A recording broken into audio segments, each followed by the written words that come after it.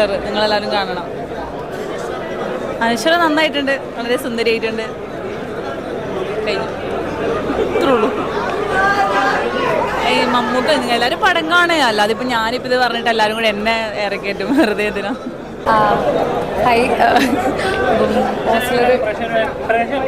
പ്രേക്ഷകരുടെ അഭിപ്രായം പറഞ്ഞു വരുന്നേ ഉള്ളൂ. ഇപ്പം ഞാൻ ടീമിൻ്റെ കൂടെ വന്നപ്പോൾ സിനിമ കണ്ട എല്ലാ ടീമിൻ്റെയും കൂടെയാണ്. അപ്പം എല്ലാ സീനിലും ഭയങ്കര ഓരോ കയ്യടിയും ഭയങ്കര ആർപ്പുകളും ബഹളമായിരുന്നു. അപ്പം ഓഡിയൻസിൻ്റെ അടുത്ത് നല്ല അഭിപ്രായം കിട്ടുന്നുണ്ട് എന്നാണ് അറിഞ്ഞത്.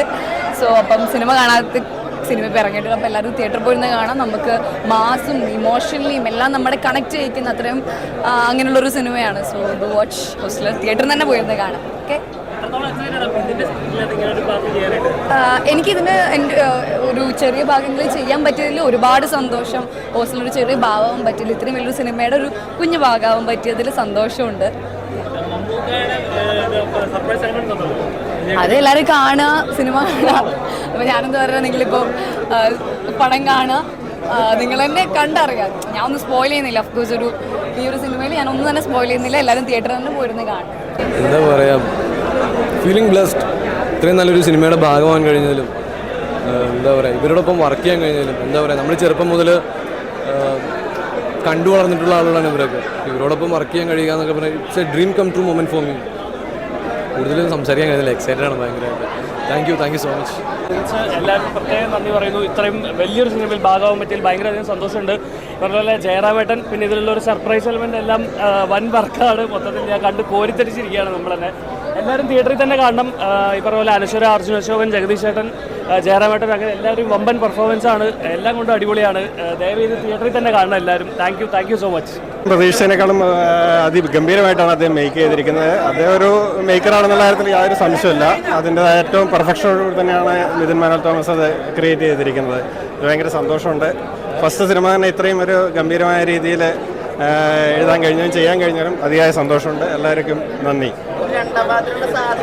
സാധ്യത ബാക്കി വെച്ചിട്ടാണ് ഇത് എഴുതുമ്പോൾ തന്നെ ഒരു പ്ലാൻ ഉണ്ടായിരുന്നു. എന്തായാലും ഇപ്പോഴും അത് കാണികളുടെ മുന്നിലും ആ ഒരു ഇതിട്ടിട്ട് തന്നെയാണ് ഇത് അവസാനിപ്പിച്ചിരിക്കുന്നത്. വരാൻ ചാൻസ് ഉണ്ട്, സാധ്യതയുണ്ട്. ഫീലിംഗ് പറഞ്ഞറിയിക്കാൻ പറ്റില്ല. ഈ സിനിമയുടെ ഒരു ഭാഗമാകാൻ പറ്റിയത് തന്നെ വലിയൊരു ഭാഗ്യമായിട്ട് കാണുന്നു. അപ്പോൾ പ്രേക്ഷകരോട് പറയാനുള്ളത് എല്ലാവരും തിയേറ്ററിൽ പോയി സിനിമ കാണാൻ എൻജോയ് ചെയ്യാം. എനിക്ക് ത്രൂ ഔട്ട് ഇവിടെ നടന്നും ഷൂട്ടിംഗ് ടൈമിലെല്ലാം അറിയാവുന്നതുകൊണ്ട് ത്രില്ലടിച്ചോന്ന് ചോദിച്ചു കഴിഞ്ഞാൽ ഞാൻ ഇന്നാവാൻ ഇനിയും ടൈം എടുക്കുന്നിരിക്കും. കാരണം എനിക്ക് ഓൾമോസ്റ്റ് അറിയാമല്ലോ.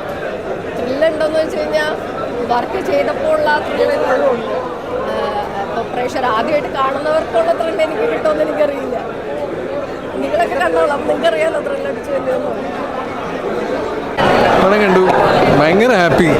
പടത്തിൻ്റെ ചെറിയൊരു ഭാഗമാവാൻ പറ്റിയതിൽ ഭയങ്കര ഹാപ്പി.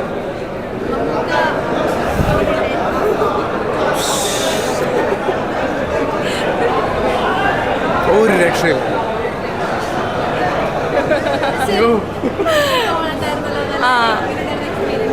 ഞാൻ വിധിച്ചേട്ടൻ്റെ ഇത് രണ്ടാമത്തെ ഒരു പടത്തിലാണ്. ആദ്യം ആടിലായിരുന്നു ചെറിയൊരു സാധനം ചെയ്ത്, ഇതിൽ വീണ്ടും ചെയ്യാനായിട്ട് പറ്റി. I am happy.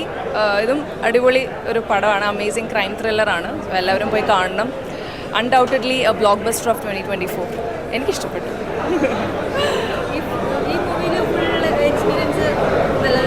പിന്നെ എനിക്കാകെ ഒരു ചെറിയൊരു സാധനം ചെയ്യാനുണ്ടായിരുന്നുള്ളൂ. പക്ഷേ മൂവി ഷൂട്ട് ചെയ്തപ്പോഴുള്ള എക്സ്പീരിയൻസും വന്ന് കാണാനൊക്കെ experience it's all A different thing.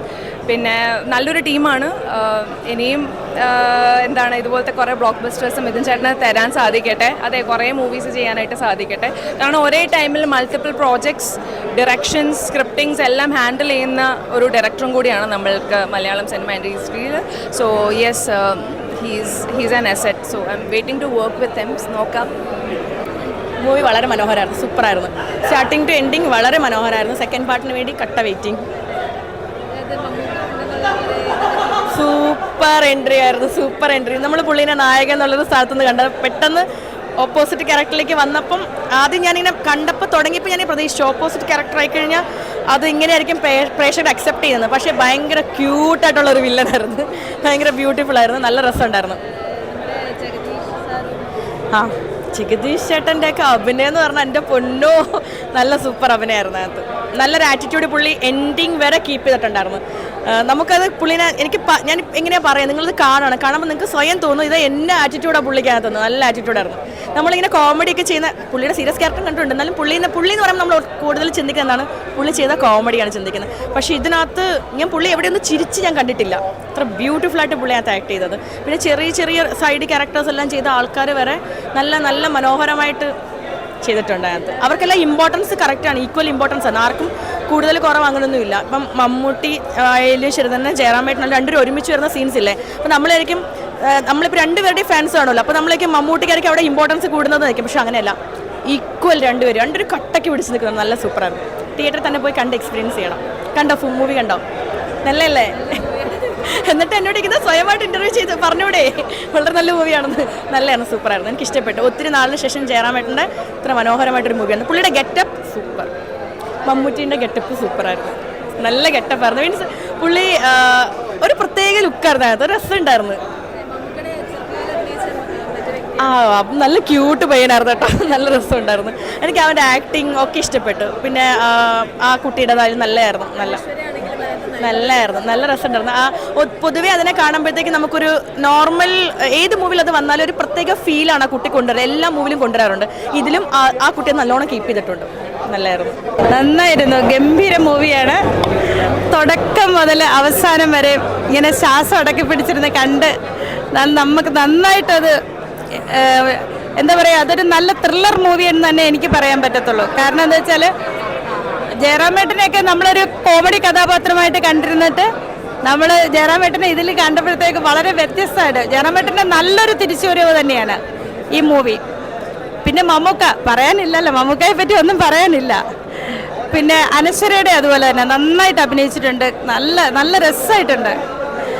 പിന്നെ എടുത്തു പറയാനുള്ളത് നല്ല അറിവുകൾ, ഇതിൽ നിന്ന് ഒരുപാട് അറിവുകൾ പുതിയ വരുന്ന തലമുറയ്ക്കും സാധാരണ ആളുകൾക്ക് അറിയാൻ മേലാത്ത ഒരുപാട് കാര്യങ്ങൾ ഇതിൽ നിന്ന് നമുക്ക് അറിവ് കിട്ടും. നല്ല മൂവിയാണ്, ഗംഭീര മൂവി. ഹോസ്റ്റലർ സിനിമ അതെന്ന് പറഞ്ഞാൽ ജയറാമിൻ്റെ നല്ലൊരു തിരിച്ചുവരവ് അങ്ങനെ വേണം പറയാം. പിന്നെ ഇതിൽ എടുത്തു പറയേണ്ടത് മിഥു മേനോൻ്റെ കഥ തന്നെയാണ്. എന്തായാലും ഒരു പുള്ളി ഇപ്പം ഞെട്ടിക്കണം ഓരോ സിനിമകളും ഇറക്കുമ്പോൾ. അതായത് ഇപ്പം ലാസ്റ്റ് ഇറങ്ങിയത് പുള്ളിയുടെ ലാസ്റ്റ് ഇറങ്ങിയതല്ല, ഈ അഞ്ചാം പതിന ടൈപ്പില്ലേ, ആ ടൈപ്പ് ഒരു പടമാണ് ഇപ്പോൾ ഹോസ്റ്റലർ. എനിക്ക് അഞ്ചാം പതിനേക്കാളും കൂടുതൽ ഇഷ്ടപ്പെടുന്നത് ഹോസ്റ്റലർ തന്നെ. പിന്നെ പടത്തിൽ എടുത്തു പറയേണ്ട കാര്യം എന്ന് പറഞ്ഞാൽ ഞാൻ ഒരു മമ്മൂക്ക ഫാനാണ്, അപ്പോൾ അതുകൊണ്ട് തന്നെ പറയാം സെക്കൻഡ് ഹാഫ് മൊത്തം കൊണ്ടേക്കുന്നത് മമ്മൂക്കയാണ്. അത് മമ്മൂക്കയുടെ ആ പെർഫോമൻസ്, സ്ക്രീൻ പ്രസൻസ് ഒക്കെ കാണുമ്പോൾ തന്നെ നമുക്ക് കിട്ടുന്ന ഒരു രോമാഞ്ചം, അത് തിയേറ്ററിൽ തന്നെ ആസ്വദിക്കാവുന്ന എല്ലാ സംഭവമുണ്ട്.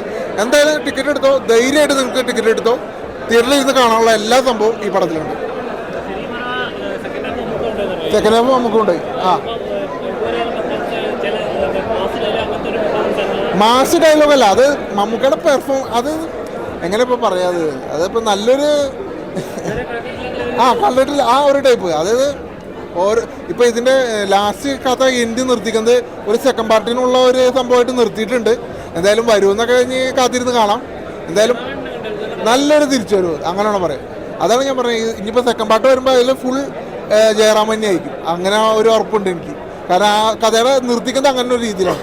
എന്തായാലും കൊള്ളാം, നന്നായിട്ടുണ്ട് പടം, എനിക്ക് ഒത്തിരി ഇഷ്ടപ്പെട്ടു. പിന്നെ ഇതിൻ്റെ ബാക്ക്ഗ്രൗണ്ട് സ്കോർ ഇത് ഗംഭീരമായിട്ടുണ്ട്. അതുപോലെ തന്നെ നമുക്ക് ത്രില്ലറും അതുപോലെ തന്നെ ഒരു കോളേജ് എല്ലാ ഫീലും കൂടെ കിട്ടുന്ന ഒരു ഫീൽ ഗുഡ് മൂവിയും കൂടെയാണ്. നന്നായിട്ട് ഇഷ്ടപ്പെട്ടിട്ടുണ്ട്. പിന്നെ ജയറാമേട്ടൻ്റെ ഒരു ഗംഭീര പെർഫോമൻസ്, ഒരു തിരിച്ചുവരവ് നമുക്ക് ഈ സിനിമയിൽ കാണാൻ പറ്റും. പിന്നെ ഇതിനകത്ത് ഒരുപാട് സസ്പെൻസ് ഉണ്ട്. എല്ലാ സസ്പെൻസും നമ്മൾ പറയുന്നത് അത്ര ശരിയല്ലെങ്കിലും എല്ലാവരും കണ്ടിരിക്കേണ്ട ഒരു തിയേറ്റർ എക്സ്പീരിയൻസ് മൂവി തന്നെയാണ് ഹോസ്റ്റലിയർ.